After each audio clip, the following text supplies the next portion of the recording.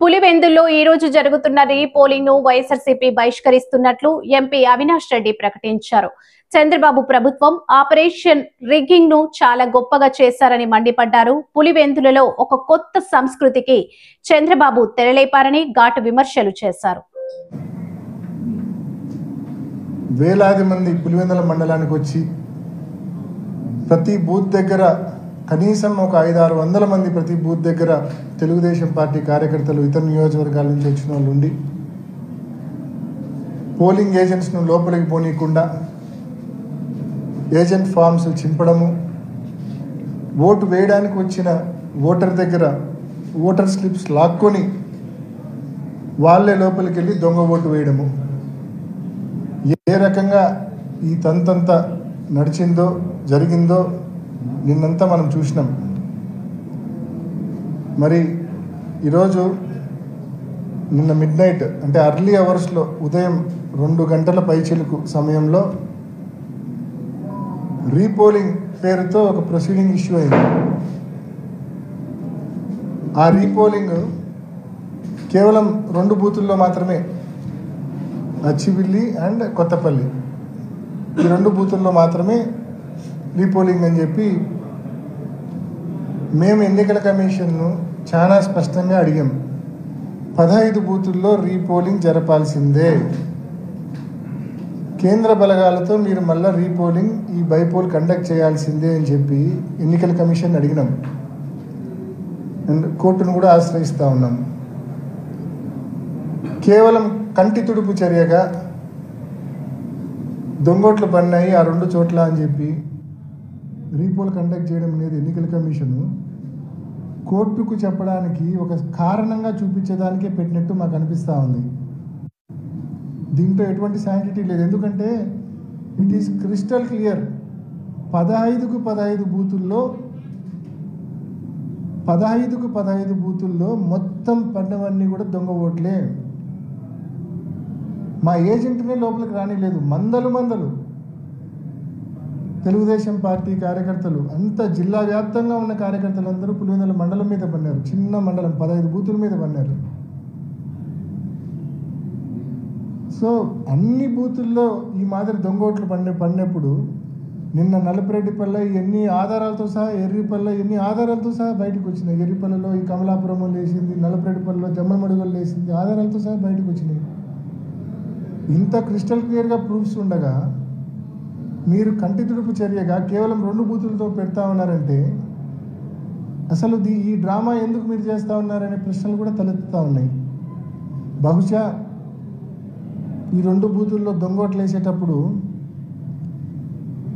ఆడవాళ్ళ పేరుతో కూడా మగవాళ్ళే దొంగోట్లు వేసేసి ఉంటారు.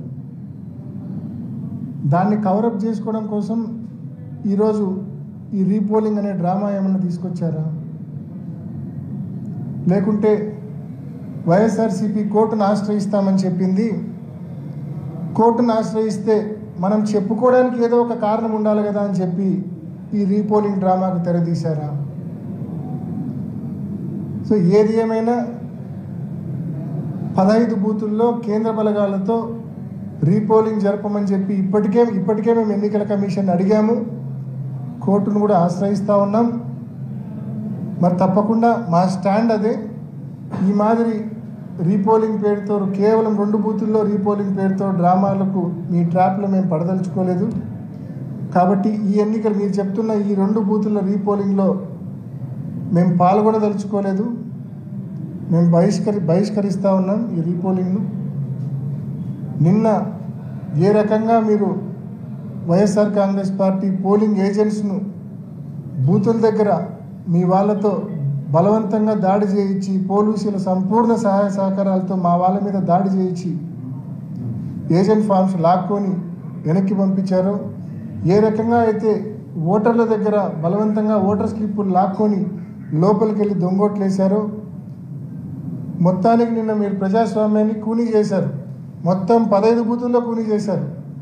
నేను నిన్న మీడియాకి అప్పీల్ చేసిన, మళ్ళా అప్పీల్ చేస్తున్నా, ఇవాళ మీరు ఊర్లలోకి పోయినా సేఫే. నిన్నంటే సేఫ్ కాదు మీరు ఊర్లోకి పోతే. ఎందుకంటే జిల్లా వ్యాప్తంగా బయట నియోజకవర్గాల వాళ్ళు పెద్ద ఎత్తున వేలాది మందిగా ఆ 15 బూతుల పరిధిలో ఉన్నారు. నిన్న మీరు పోతే మీ కెమెరాలు ఎరగొట్టే పరిస్థితి, మీ ఫోన్లు ఎరగొట్టే పరిస్థితి ఉన్నది వాస్తవం. మీరు నిన్న పోలేకపోయిన మాట వాస్తవం. నిన్న మండలంలోకి, పులివెందుల మండలంలోకి ఈరోజు వాళ్ళంతా ఏ ఊరికి వాళ్ళ ఊరికి వెళ్ళిపోయింటారు.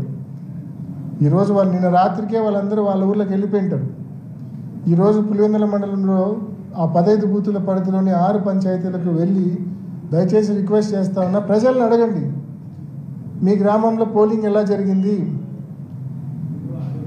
మీరు ఓటు వేసారా, ఒకవేళ ఓటు వేయకపోతే ఏ కారణం చేత ఓటు వేయలేదు అని చెప్పి ప్రజలను అడగండి. నేను చెప్పే కారణాలు కరెక్టా కాదా అనేది మీకు ప్రజలు ఇచ్చే రిప్లైలోనే తెలుస్తుంది. నేను చెప్తున్న ఈ ఓటర్ స్లిప్పులు లాక్కొని దొంగోట్లు వేయడం అయితేనేమి, బలవంతంగా ఏజెంట్ ఫారాలు చించి మా ఏజెంట్లను బయటికి పంపించడం అయితేనేమి, ఇటువంటి కారణాలు ఏదైతే నేను చెప్తున్నానో ఇవి వాస్తవమా కాదా అనేది ప్రజల దగ్గరే మీకు తెలుస్తుంది. కాబట్టి once again I'm appealing the media, దయచేసి మీరు వెళ్ళి ఊరూరా ప్రజలతో ఇంటర్వ్యూ తీసుకోండి, అడగండి, ఒక చిన్న సర్వే మాదిరి కండక్ట్ చేయండి. ఎందుకంటే ఎందుకు ఇంత స్పెసిఫిక్గా చెప్తా ఉన్నా అంటే, ఈరోజు పులివెందులలో ఒక కొత్త సంస్కృతి చంద్రబాబు నాయుడు గారు ప్రవేశపెట్టారు. చాలా భయంకరమైన మోడస్ ఆపరండి ఇది, అంటే భయంకరమైన ఆపరేషన్ ఇది. ఒక కొత్త సంస్కృతి ఇది, ఎప్పుడు దేశంలో ఎక్కడా జరిగిండదు ఈ మాదిరి. ఉప ఎన్నికల్లో ఇంత పెద్ద ఎత్తున, మామూలుగా సహజంగా గతంలో రిగ్గింగ్లు మనం ఎప్పుడో 20-25 ఏళ్ళ క్రితం చూసి ఉంటాం. కానీ రిగ్గింగ్ అంటే ఏంది, ఆ గ్రామంలో వాళ్ళు మాట్లాడుకొని ఏజెంట్కు కొంచెం డబ్బులు ఇచ్చుకొని సెట్ చేసుకోవడమో, లేకుంటే ఆ ఏజెంట్ని లాగి చేసుకోవడమో, ఏదో ఆ గ్రామ లెవెల్లోని ఆ గ్రామంలో ఉన్న